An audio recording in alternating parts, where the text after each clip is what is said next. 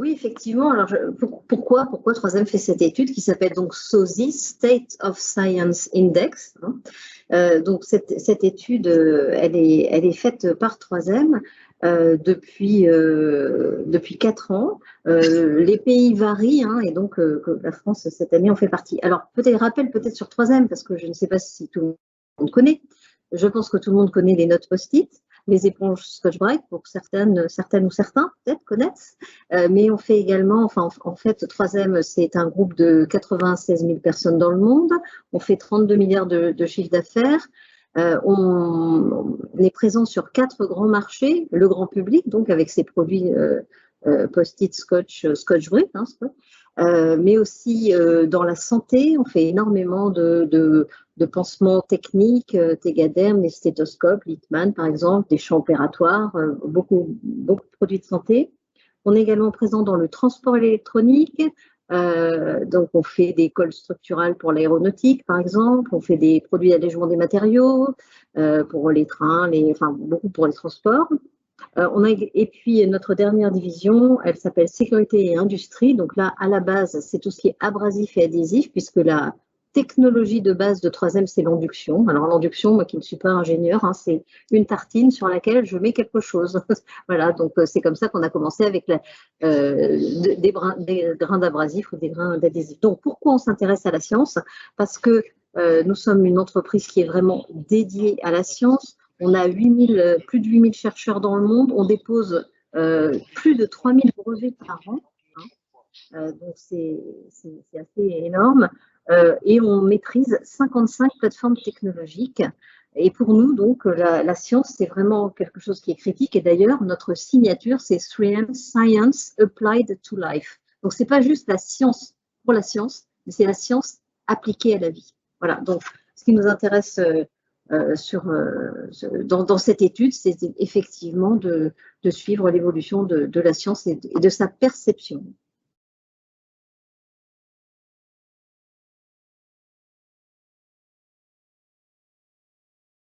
Pourquoi Troisième fait cette étude? Je le disais parce que donc c'est vraiment notre motto, c'est Science Applied to Life.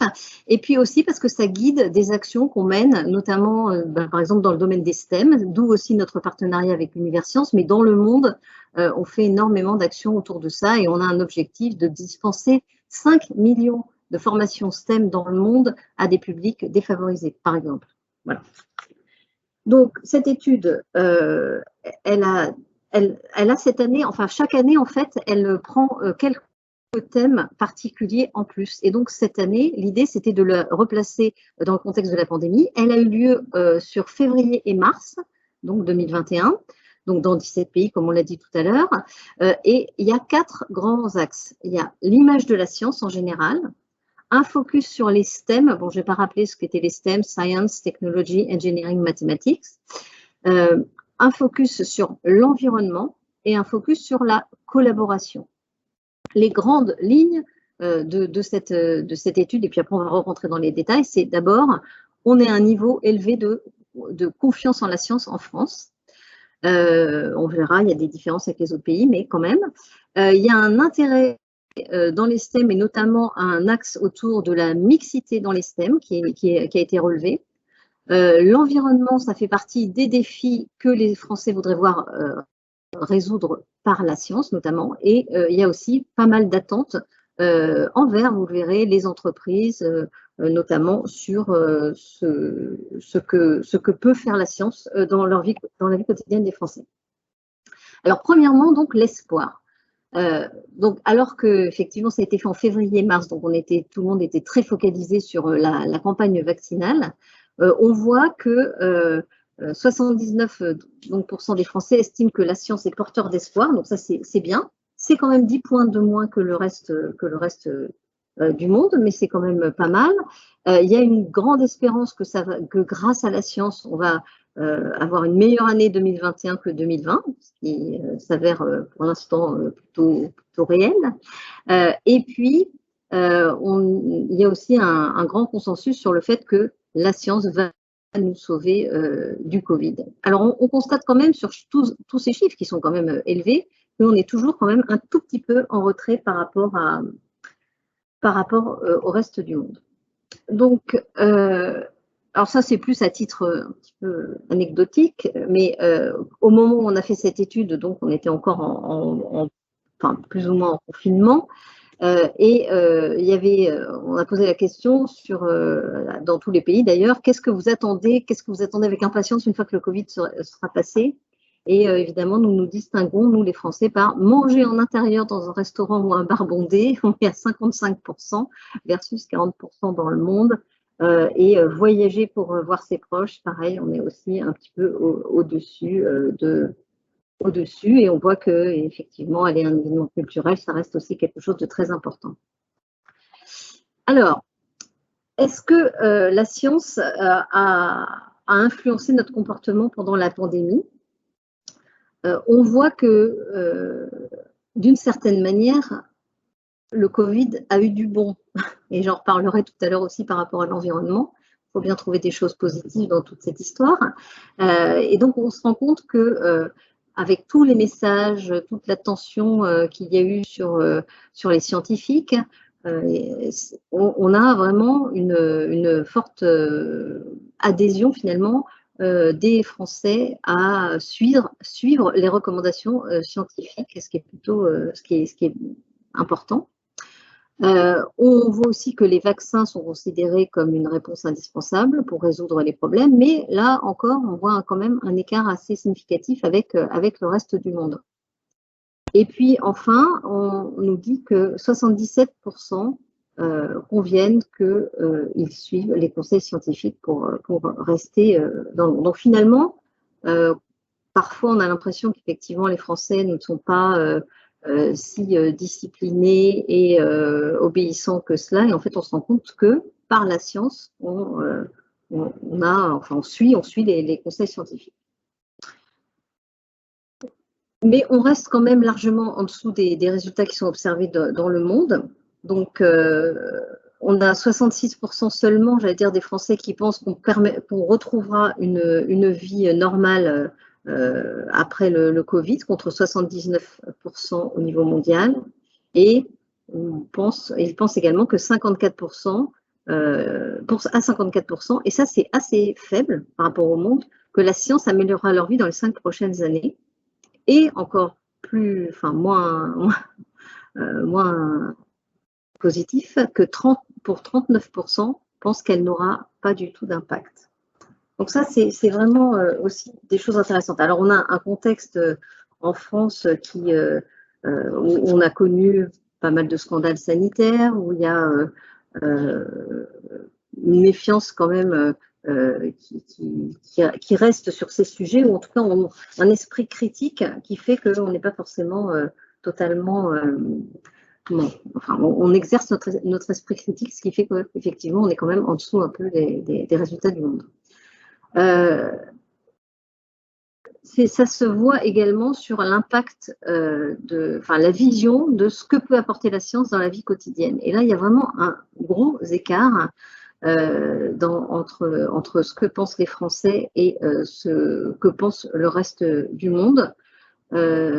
C'est très intéressant aussi, et je repense au séminaire que nous avons eu de L'Oréal, où on nous disait aussi que les gens ne voyaient pas forcément très bien le lien entre la science et leur vie quotidienne. Et donc là, on voit qu'il y a probablement des pistes aussi pour renforcer ce lien-là, pour faire comprendre en quoi la science améliore la vie au-delà simplement du Covid, c'est-à-dire de ce qui se passe en ce moment.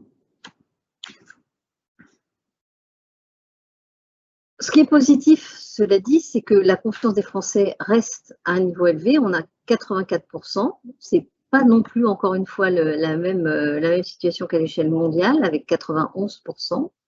on croit les scientifiques, même si vous le verrez tout à l'heure, il y a quand même quelques réserves, donc 81% versus 87% dans le monde.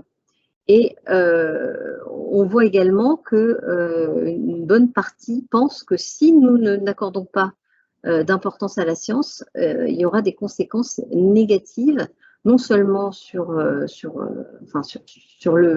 pays, on verra aussi tout à l'heure, mais aussi sur notre vie en général.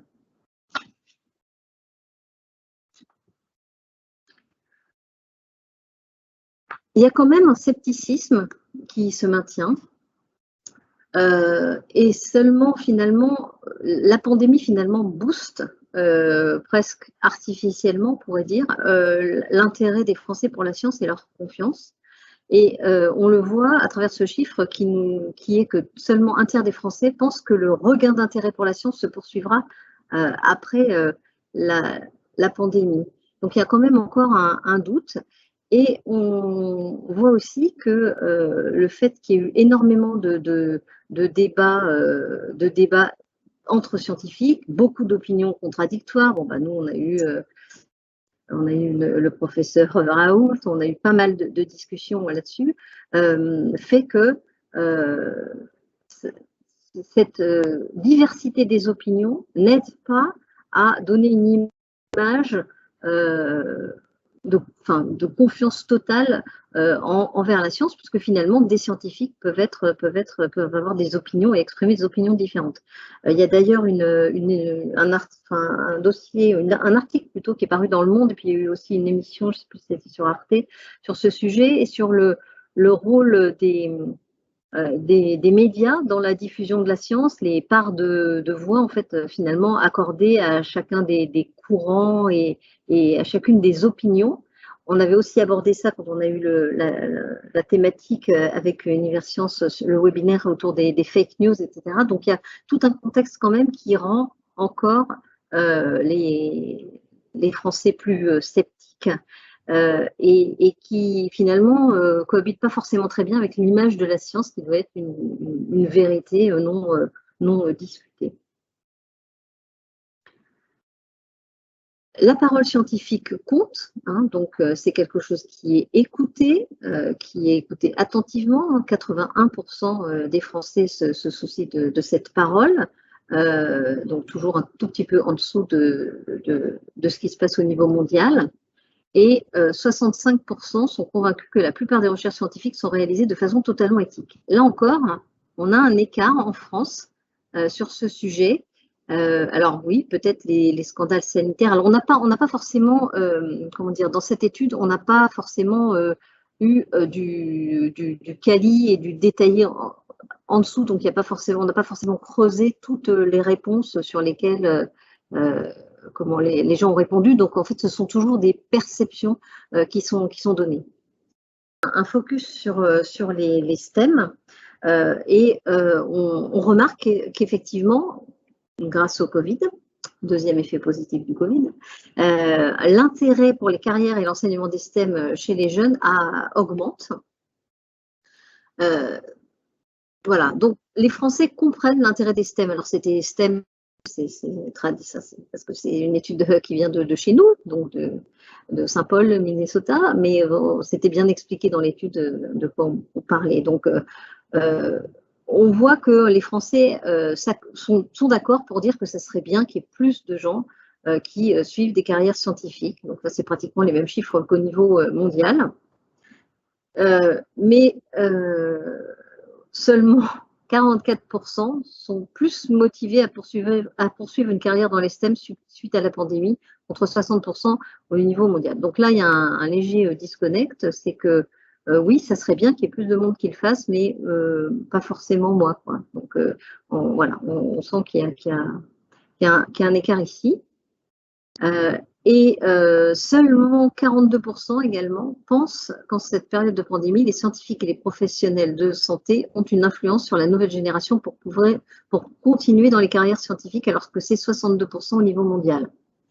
Alors c'est pareil, on n'a pas forcément d'explication détaillée de pourquoi. On sait que En France, il y a eu beaucoup de débats sur la situation aussi des soignants, sur les manques de moyens dans les hôpitaux, sur voilà, la pression, les réductions du nombre de lits, etc. Enfin, il y a eu beaucoup de débats aussi autour de la qualité d'exercice de son métier dans le domaine de la santé, par exemple.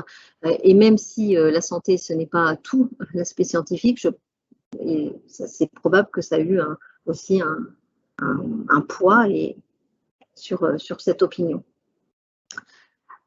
En ce qui concerne les jeunes, donc la génération Z, c'est donc à partir de 1995, voilà, les enfants par exemple. Donc 60% des adultes de cette génération sont plus enclins à poursuivre une carrière scientifique, contre 80% dans le monde, donc c'est quand même moins.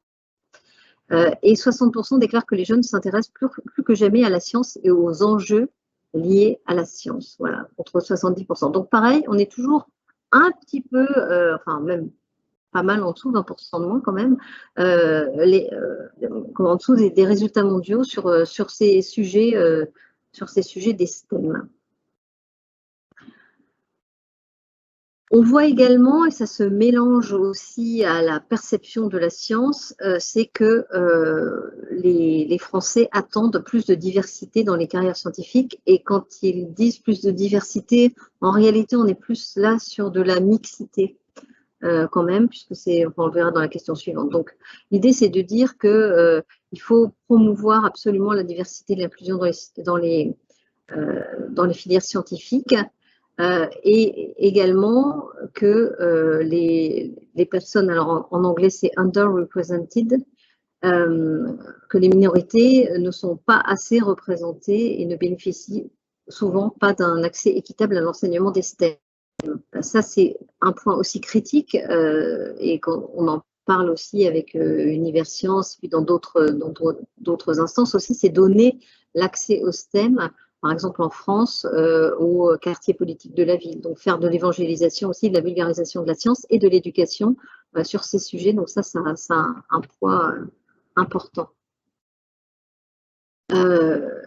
Donc les Français sont conscients d'un manque de mixité. Je crois qu'aujourd'hui, on avait regardé, c'est à peu près un petit peu moins d'un tiers, je crois, des écoles de filles dans les écoles d'ingénieurs. C'est ça à peu près. Voilà. On le constate aussi chez nous, que même si, alors troisième, on est très orienté autour de la chimie. Donc la chimie, c'est un domaine où il y a quand même pas mal de femmes par rapport à d'autres filières ingénieurs. Mais on constate chez nous que même s'il y a pas mal de femmes qui rentrent dans une carrière scientifique, elles ne vont pas forcément poursuivre leur carrière dans des domaines scientifiques. Elles vont évoluer vers de l'application, peut-être des choses plus tournées vers les clients, et donc on a plus de mal à les maintenir dans ces filières-là. C'est la raison aussi pour laquelle on a mis en place des initiatives comme Women Leadership Forum. Donc ça, c'est une initiative qui vise à aider les femmes à se développer dans l'entreprise. Et il y a une branche spécifique de ce WLF pour la communauté technique qui s'appelle Tech WLF, qui justement a pour mission de garder des femmes dans ces milieux et de prolonger leur carrière plutôt qu'elles partent au bout de quelques années vers d'autres métiers. Donc 85% donc des Français reconnaissent qu'il faut en faire plus pour encourager et inciter les femmes à poursuivre les études dans les STEM, et que si on ne le fait pas, il y aura des conséquences négatives sur la communauté, parce que la diversité et la mixité notamment induisent rendent plus riche finalement l'expérimentation, les avis, les opinions. On avait fait on est sponsor, on est mécène d'une bourse à l'ESSEC sur Women in Data Sciences, et on voyait qu'en fait, on avait fait venir une jeune femme qui nous parlait du biais dans l'étude des données. Donc l'étude des données, ça paraît quand même quelque chose de très très précis, encadré, etc. En fait, il y a un biais, la manière d'analyser d'un garçon ou d'une fille n'est pas la même. Donc on induit aussi un biais. Donc voilà. Et puis 62% des personnes considèrent que les femmes sont davantage découragées de poursuivre des études STEM que les hommes. Là, on revient aussi sur des thèmes tels que avoir des rôles modèles dans les carrières scientifiques. Ce qui est intéressant également, c'est que les Français estiment que les entreprises ont un rôle à jouer. Et d'ailleurs, vous verrez, on a un rôle à jouer, nous, entreprises, dans pas mal de domaines perçus par la population en général, par le grand public. Donc 86% estiment que les entreprises devraient jouer un rôle clé dans l'amélioration de la diversité dans les STEM, au travers, par exemple, de stages, de bourses. C'est intéressant aussi pour nous, dans le cadre d'Univers Sciences, investir pour donner l'envie aux enfants d'aimer la science, créer des ressources pour que les enfants s'intéressent aux sciences dès leur plus jeune âge. Donc on voit que c'est important et qu'il y a une attente vis-à-vis des entreprises.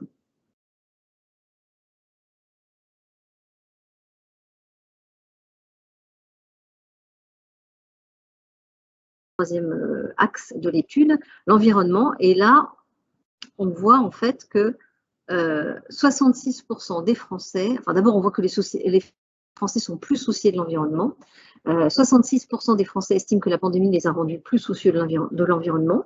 Donc ça, c'est, je vous dis, un des aspects positifs du Covid.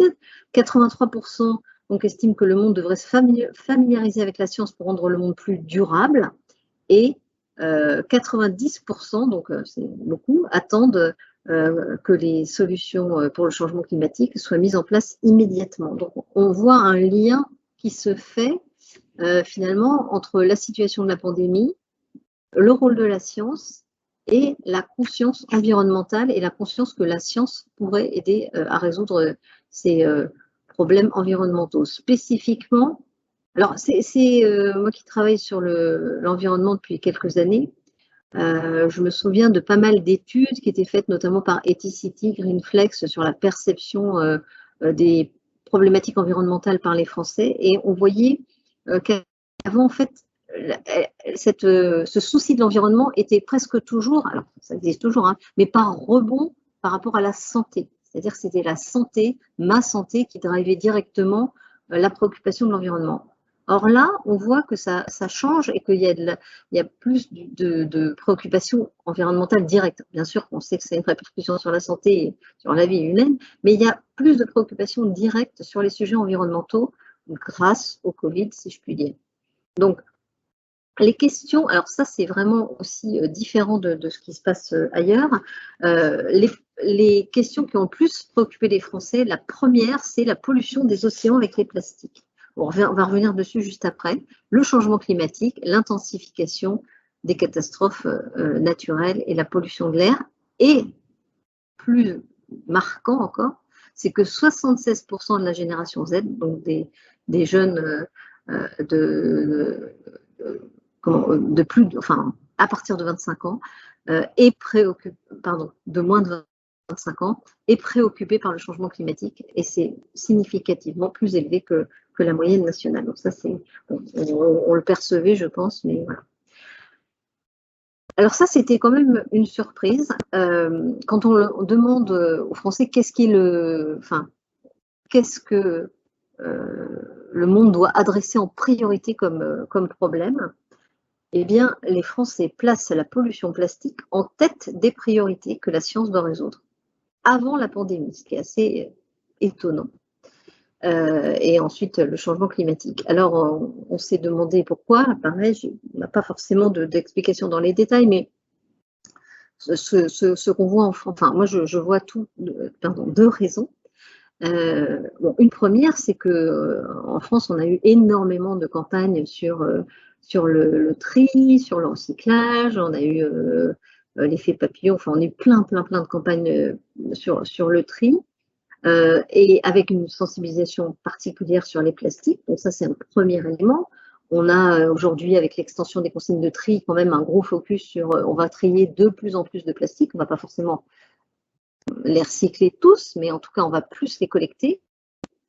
Et puis le deuxième élément, je ne sais pas si vous connaissez une directive européenne qui s'appelle Single Use Plastic, donc les plastiques à usage unique, qui est une directive de l'Union européenne pour réduire, voire éliminer, quand c'est possible, l'usage de plastique à usage unique.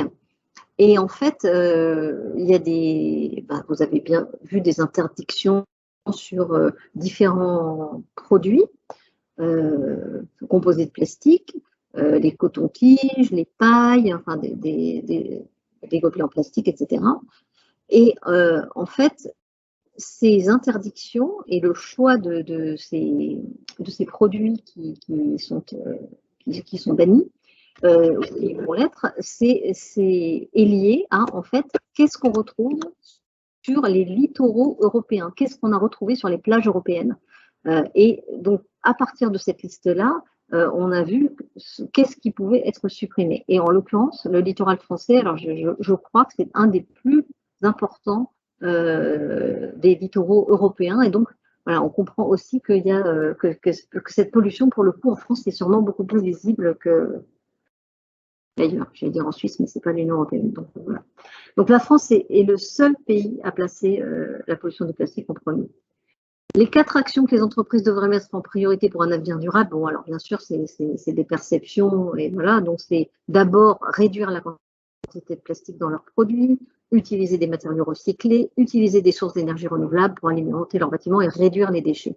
Ça, c'est beaucoup d'entreprises industrielles aujourd'hui ont ces objectifs. Nous, c'est pareil, on vient de lancer un nouvel objectif sur le plastique vierge. On va réduire notre utilisation de 5 fois la tour Eiffel. 5 fois le poids de la tour Eiffel. Voilà, ça, c'était un petit clin d'œil des Américains, de nos collègues sur ce sujet. Donc, il y a des attentes, hein, bien sûr, vis-à-vis de ça. Et enfin, dernier point, les 3 priorités que les entreprises devraient privilégier pour l'avenir. Donc, on a préparé les futures pandémies à 57%, pratiquement comme dans le monde. Investir dans les innovations qui atténuent les effets du changement climatique. Là, c'est un peu plus fort même que dans le monde, 54%. Et puis collaborer avec les gouvernements pour plaider en faveur des réglementations qui aident à résoudre les problèmes mondiaux. Alors j'accélère un peu parce que je vois qu'il est déjà presque moins 10. Donc les grands enseignements, voilà, donc un haut niveau de confiance, mais quand même un certain scepticisme, notamment par rapport à la diversité des opinions scientifiques exprimées, qui peut relever une certaine méconnaissance du fonctionnement de la science. À part le Covid, une connexion pas forcément très directe entre la science et la vie, leur vie, la science dans leur vie, à part pour la jeune génération qui semble plus investie sur ces sujets-là.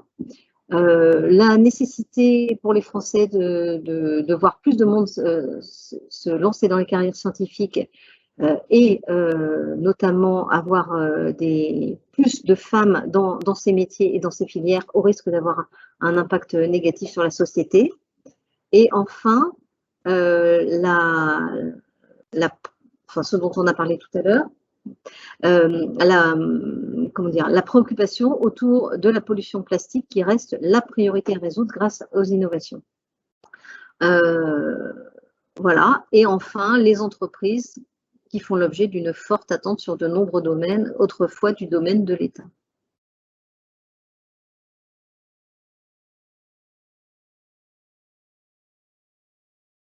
Il y a quelques années, je crois que c'est en 2018, il y a 3 ans, une femme qui est notre science advocate. Voilà, donc on a notre propre avocat de la science. Alors c'est un peu étrange comme rôle, mais oui, ça c'est donc une femme qui s'appelle Jayashree Seth, qui est d'origine indienne, qui vit aux États-Unis, qui a fait une partie de ses études en Inde, une partie aux États-Unis, et qui est une de nos grandes scientifiques. Et donc elle a vraiment pour mission d'aller évangéliser, porter la bonne parole de la science, c'est utile, c'est bien, et les innovations peuvent nous sauver et nous rendre la vie plus facile sur sur plein de domaines. Ça, c'est le premier exemple. Le deuxième exemple, c'est que dans le monde, et bon, en France, c'est un petit peu plus jeune comme approche, mais dans le monde, Troisième a fait énormément d'éducation à la science. On a notamment un système qui s'appelle Science Wizards, donc c'est les sorciers de la science, et en fait on peut, ça se fait pas mal aux États-Unis, mais on l'a fait aussi en Espagne, on peut commander un sorcier, c'est-à-dire en fait chez nous ça va être un ingé, qui va venir dans une école et qui va faire des petites démonstrations de science, évidemment de manière ludique, voilà, donc ça on peut le faire. Et on a aussi développé un jeu dont on a parlé pas mal aussi avec Universcience, un jeu de réalité virtuelle qui s'appelle STEM VR, donc STEM Virtual Reality, qui se joue sur PlayStation, qui a été développé par la Fondation espagnole, voilà, qui se joue à 3 et qui va permettre de découvrir chacune des initiales de STEM de manière très, très ludique. Voilà. Et puis en France, on a donc le partenariat avec Universcience qui va nous permettre d'appliquer aussi tout ça.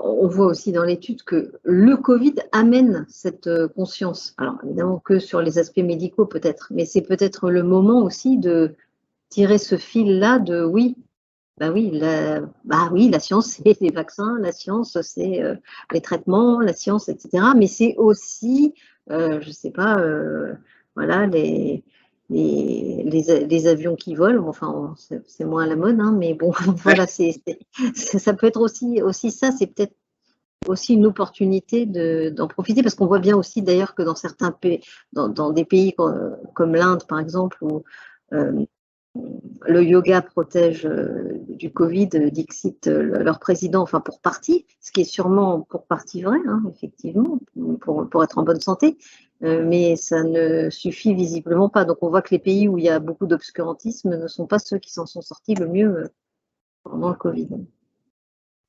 Oui, juste là-dessus, je ne veux pas monopoliser, mais il y a aussi quelque chose qui me...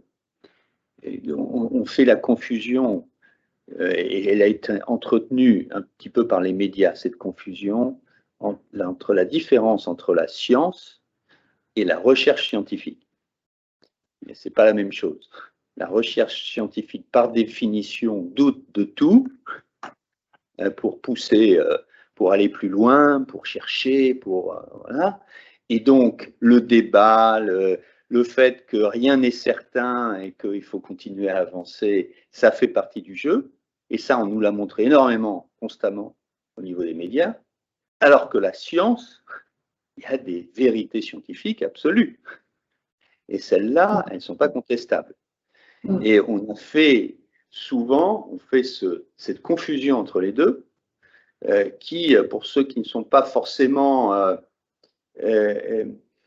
versés dans la science et autres, associent l'un à l'autre ou l'une à l'autre. Et là, ça fait que tout le monde commence à douter en disant, regardez, toute cette science, on ne sait jamais, il n'y a que du flou artistique partout.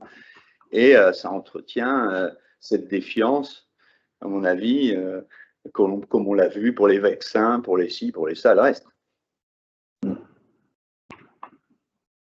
Je partage totalement le point de vue de M. Perra sur la question de la recherche scientifique et de la science. Et effectivement, pour nous, Universcience et d'autres établissements culturels, il y a un vrai, je pense, rôle à jouer pour bien montrer que la démarche scientifique, c'est une démarche de doute qui aboutit, après un certain nombre d'étapes, à la stabilisation de connaissances qui donne là, pour le coup, des vraies informations non discutables et non contestables, mais après une phase de doute. Et ça, c'est vraiment, je pense, quelque chose de stratégique sur lequel il faut qu'on travaille.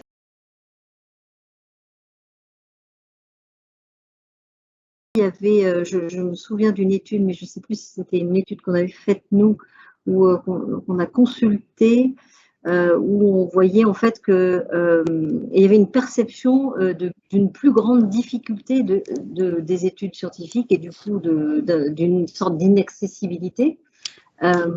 Et puis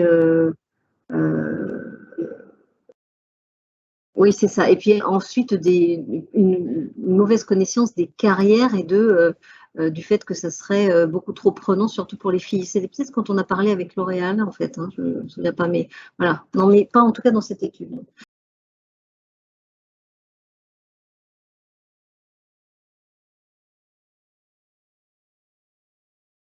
C'est un poste qui a été créé il y a 3 ans. Et alors, il faut peut-être se replacer un tout petit peu dans le contexte américain. On sort quand même des années Trump. Donc, je vous rappelle que le Covid se guérit en buvant de l'eau de Javel et en mettant de la lumière à l'intérieur. Je ne sais pas comment, mais donc il y a eu aussi, enfin, je sais, 3M a toujours eu à cœur de rester très justement scientifique, data-driven, etc., database sur tous ces sujets. Et face à quand même une certaine méfiance vis-à-vis de la science aux États-Unis et puis un contexte peu favorable en fait à la vérité dont on parlait tout à l'heure. 3M a décidé de faire ça. Et son rôle vraiment à Jechoui, c'est d'aller partout dans le monde, de démontrer, alors en plus c'est une femme donc elle en profite pour évangéliser sur l'aspect des femmes dans la science, mais elle a vraiment ce rôle d'aller expliquer en quoi la science c'est important, en quoi la science résout des problèmes dans la vie, enfin finalement ce dont on a parlé tout à l'heure, c'est-à-dire de reconnecter la science à la société. À quoi ça sert, pourquoi, comment ça marche, etc. Et donc elle participe à beaucoup de colloques, elle va dans différents pays. On l'avait invitée d'ailleurs en France, oui, l'année dernière, aussi pendant la semaine de la science. Donc voilà, son rôle, c'est ça, c'est d'aider, d'être rôle modèle par la même occasion et d'évangéliser partout sur la science. Parce que 3M estime que si qu'on doit vraiment continuer à montrer l'impact positif de la science pour la société, quoi.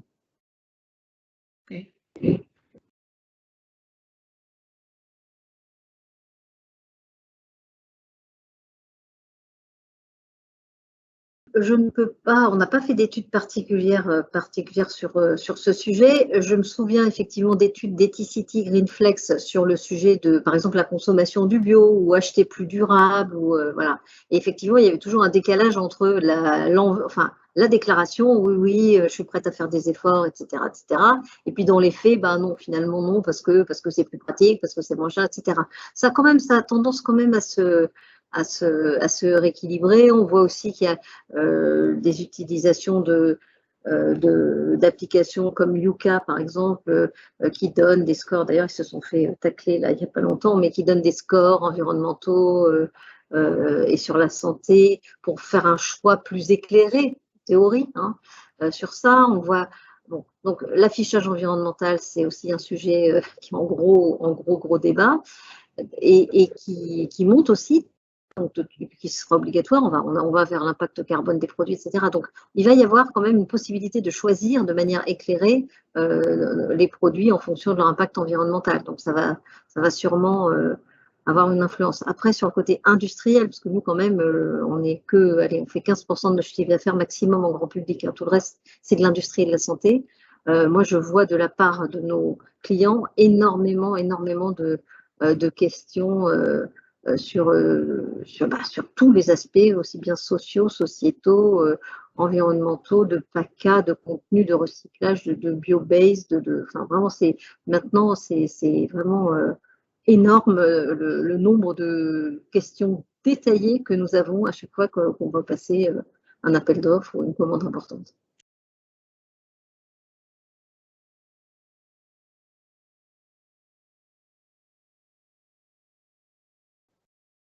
Oui, bah, le Covid n'a pas aidé, ça c'est sûr, mais en même temps, les emballages ont évolué pas que aussi. Le Covid, pas que le Covid. Mmh. Oui. Moi, je suis assez incroyable, par exemple, dans les supermarchés aujourd'hui, quand vous voulez acheter bio, oui. Des bananes bio, elles sont emballées. Bah oui, pour les différencier. Bio, elles ne sont pas emballées. Ouais. Pourquoi? Alors ça change un peu. Pour des raisons, pour que les clients qui sont un peu limite, ils vont vous faire passer du bio pour du pas bio, comme ça coûte plus cher, il faut l'emballer. Donc, enfin, il y a des paradoxes comme ça. qui font que j'aimerais bien savoir d'ailleurs la consommation en France de plastique. À mon avis, elle ne baisse pas la consommation en France de plastique.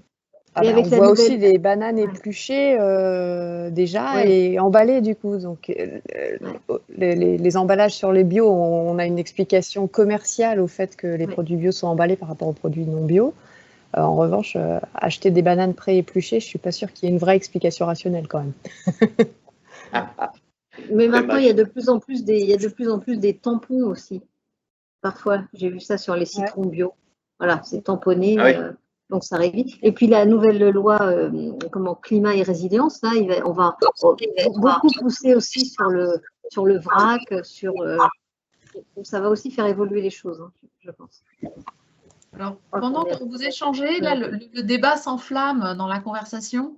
Voilà, avec un rebond sur le mot évangéliser qui en gêne certains en disant parce que la science quand même n'a pas que des impacts positifs, et qu'il y a un rebond ensuite sur effectivement est-ce qu'on on pourrait pas aussi se réjouir de l'esprit critique français, parce que finalement on a été parmi les premiers à interdire. On donne l'exemple du dioxyde de titane nano dans l'alimentation. Ça n'a pas que du mauvais. Oui, bien sûr. Oui, c'est vrai. C'est moi qui utilise le terme évangéliser, mais en fait, non, c'est pas comme ça qu'il est décrit. C'est vraiment faire connaître la science, les métiers scientifiques, les bénéfices que ça peut apporter, etc. Et effectivement, il faut être critique. En France aussi, on a une tradition, par exemple, sur l'éthique. Parce que les Américains, eux, ils nous parlent de compliance, mais en France, la notion d'éthique, on a un comité d'éthique, on a une approche toujours quand même beaucoup plus intellectuelle, philosophique et prospective, je trouve, quand même, de ce que la science peut nous apporter. Hein. Si on veut, je ne sais pas si vous connaissez la série Black Mirror, donc il y a une série sur tout. Voilà, moi j'adore cette série parce que c'est vrai, et je me dis, il faudrait consulter des gens comme ça, des créateurs de séries comme ça, pour se rendre compte de toutes les dérives possibles, pour le coup, de la science, de tout ce qui est digital, etc. Donc, voilà.